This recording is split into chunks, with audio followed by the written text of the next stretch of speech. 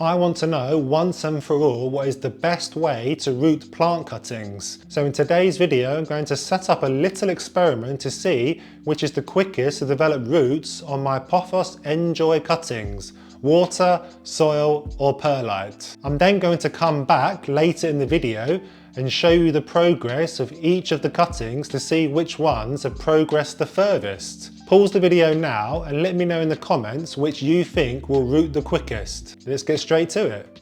So first things first is to locate a healthy stem with about 6 nodes on it I can take. This is a nice long one here, so there's 1, 2, 3, 4, 5, 6, 7, 8, 9, 10, 11. So there's 6 good leaves on there. The top ones are a bit small, so I probably won't take those. But all you want to do is you want to just take a cutting underneath a leaf node. So there's a leaf node there with an aerial root starting to pop out. Just take your cut just underneath there, because that's where the roots are going to start to develop and come out from this area here. So we can set aside our plant for the time being and take a look at our stem piece. So a nice long stem piece there. And we can take single cuttings. So you just want to take a cutting just above where the leaf node joins onto the stem.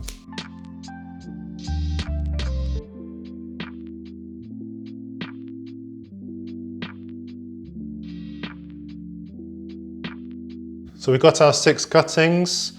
Now I'm going to use some rooting powder. So I'm going to dip all these into rooting powder. You just want to dip the stem piece in, not the leaf.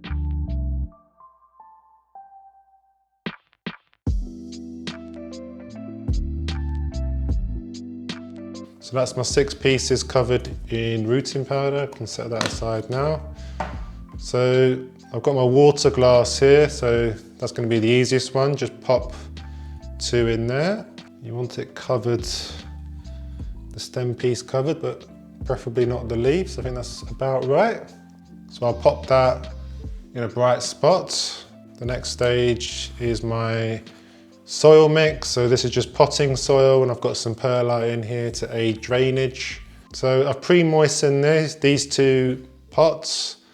I'm just gonna put a hole in the middle with my trusty chopping stick. Grab a cutting and just pop it in.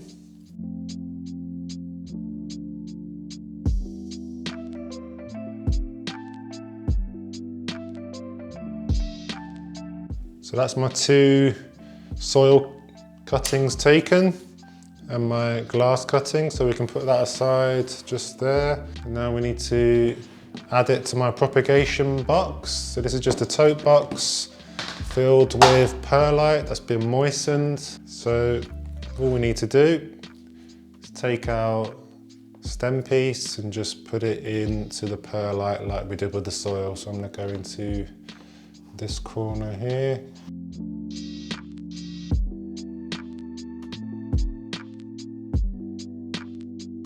There we have that. So all that's left to do with that one is to take our spray bottle and just give it a few sprays just to moisten it up in there, increase the humidity.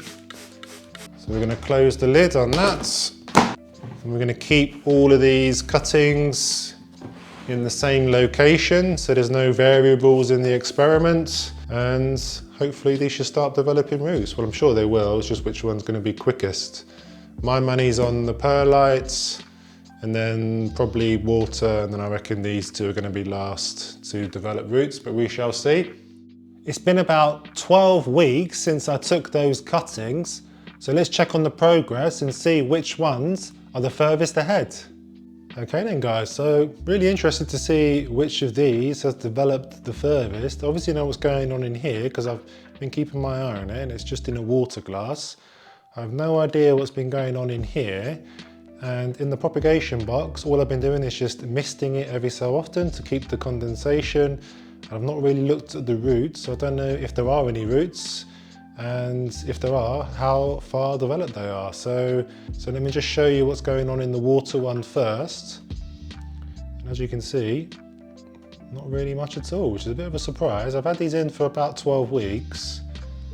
and you would expect to see at least the aerial roots start pushing on, but not much has happened. There may be the beginnings of a little leaf just starting there, but there's not really any root development to speak of, which is really surprising. I've no idea why. I've kept it in a bright spot, topped up the water when I needed to. I've changed the water every week. There's just nothing's happened with these. So maybe pothos plants, or enjoy plants rather, slow to develop roots. It's the same with this one really. Not much happening on there. Can't really even see any leaves. Now maybe there's a little leaf starting to develop there. You can see that. Maybe. Definitely no roots on there. So these are my two perlite cuttings that I put in. So I can see there already that there's a good leaf development coming from that one. But let's take out this one. Obviously there's some damage on this leaf. So let's have a look. Shake off any excess, and I can see that there is some root development, and also the leaf is further along than with the water cuttings. So you've got a couple of quite nice roots there. I mean, it's not massive development. For 12 weeks I would expect to see a lot more root development, but at least there is some, unlike with the water. It's interesting that there's some new leaf sprouting from that point. Let's have a look at this one. This one looks a bit better actually. Just dust off that. So this one looks much better. Slightly longer roots. I'll probably say that's an inch of roots, maybe an inch and a half. A couple of strong, nice, healthy looking roots there, nice and plump. And then you've got the makings of a new stem or new leaf point sprouting quite nicely. So that is looking much better than the water propagated cuttings. Okay, then let's have a look. So normally, if I've done a cutting and I put it straight into soil, I wouldn't yank it out like I'm about to do. I'll just leave it in there and I'll just wait to see new leaves develop, no matter how long it takes really. I'll probably check to see if there was roots coming out of the bottom. That's what I did with my monsteras last year, rooted them successfully.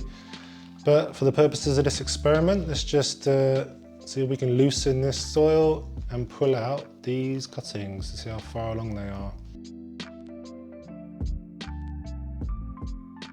Ah, interesting. Look at that. I would say that that's the longest root I've seen out of all these cuttings. Looks really healthy, nice and plump, but I don't yet see any leaf development. So that's quite interesting. Stronger roots perhaps than the perlite propagation method, but no new leaf development.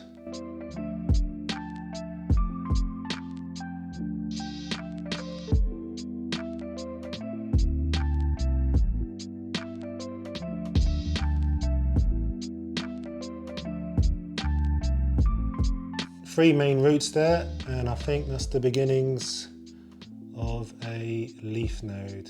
You can pick it up on the camera, try and get a good angle. Just there you can see, just the beginnings of a leaf node just there coming out.